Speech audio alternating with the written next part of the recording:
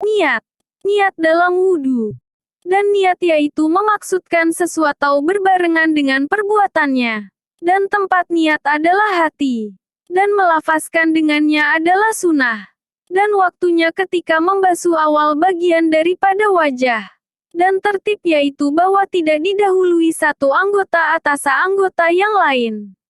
Niat wudhu adalah ketetapan di dalam hati seseorang untuk melakukan serangkaian ritual yang bernama wudhu. Sesuai dengan apa yang ajarkan oleh Rasulullah SAW dengan maksud ibadah. Sehingga niat ini membedakan antara seorang yang sedang memperagakan wudhu dengan orang yang sedang melakukan wudhu. Kalau sekedar memperagakan, tidak ada niat untuk melakukannya sebagai ritual ibadah. Sebaliknya, ketika seorang berwudu, dia harus memastikan di dalam hatinya bahwa yang sedang dilakukannya ini adalah ritual ibadah berdasar petunjuk Nabi SAW untuk tujuan tertentu. Air.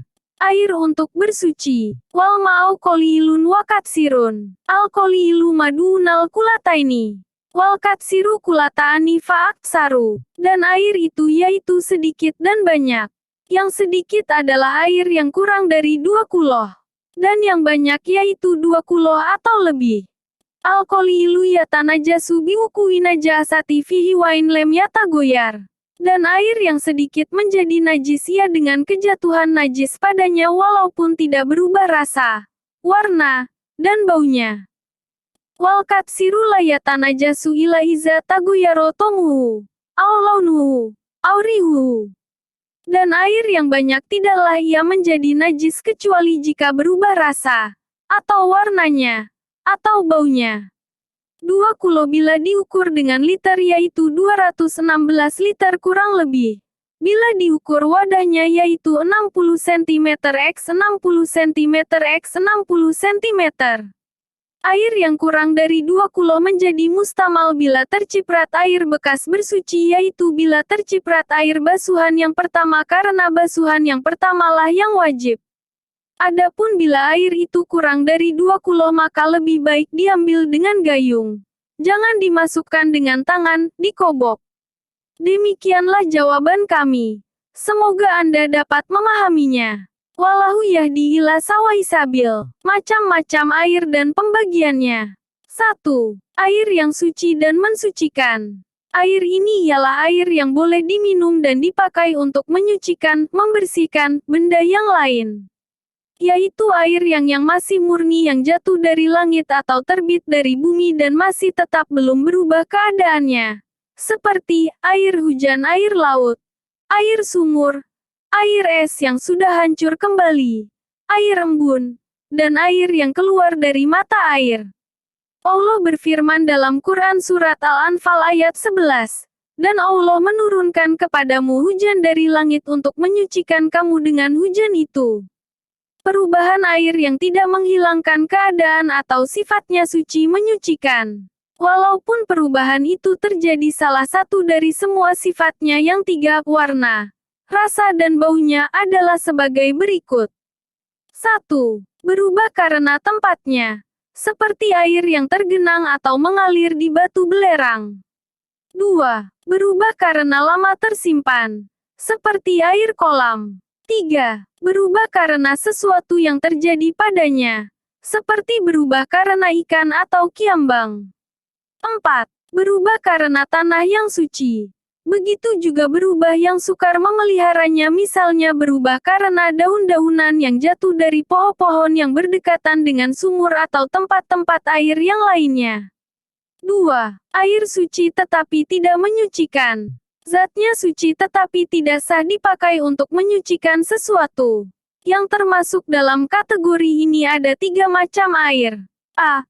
Air yang telah berubah salah satu sifatnya karena bercampur dengan sesuatu benda yang suci. Selain dari perubahan yang tersebut di atas seperti air teh, air kopi, dan sebagainya. B. Air sedikit kurang dari 2 kulah tempatnya persegi panjang yang mana panjangnya, lebarnya, dalamnya 1/4 hasta. Kalau tempatnya bundar maka garis tengahnya 1 hasta. Dalam 2/4 hasta. dan keliling 31/7 hasta, sudah terpakai untuk menghilangkan hadas atau menghilangkan hukum najis. Sedangkan air itu tidak berubah sifatnya dan tidak pula bertambah timbangannya. C. Air pohon-pohonan atau air buah-buahan. Seperti air yang keluar dari tekukan pohon kayu, air nira, air kelapa dan sebagainya. 3. Air yang bernajis. Air yang termasuk bagian ini ada dua macam. A. Sudah berubah salah satu sifatnya oleh najis. Air ini tidak boleh dipakai lagi. Baik airnya sedikit atau banyak. Sebab hukumnya seperti najis. B. Air bernajis tetapi tidak berubah salah satu sifatnya. Air ini kalau sedikit berarti kurang dari 2 kula tidak boleh dipakai lagi. Bahkan hukumnya sama dengan najis. Kalau air itu banyak berarti 2 kula atau lebih. Hukumnya tetap suci dan menyucikan. Rasulullah bersabda, air itu tidak dinajisi sesuatu, kecuali apabila berubah rasa, warna atau baunya. Riwayat Ibnu Majah dan Baihaqi. Dalam hadis lain Rasul apabila air cukup 2 kula, tidaklah dinajisi oleh sesuatu apapun. Riwayat oleh 5 ahli hadis. 4. Air yang makruh, yaitu air yang terjemur oleh matahari dalam bejana selain bejana emas atau perak. Air ini makruh dipakai untuk badan, tetapi tidak makruh untuk pakaian, kecuali air yang terjemur di tanah, seperti air sawah, air kolam, dan tempat-tempat yang bukan bejana yang mungkin berkarat. Sabda Rasulullah dari Aisyah, sesungguhnya ia telah memanaskan air pada cahaya matahari.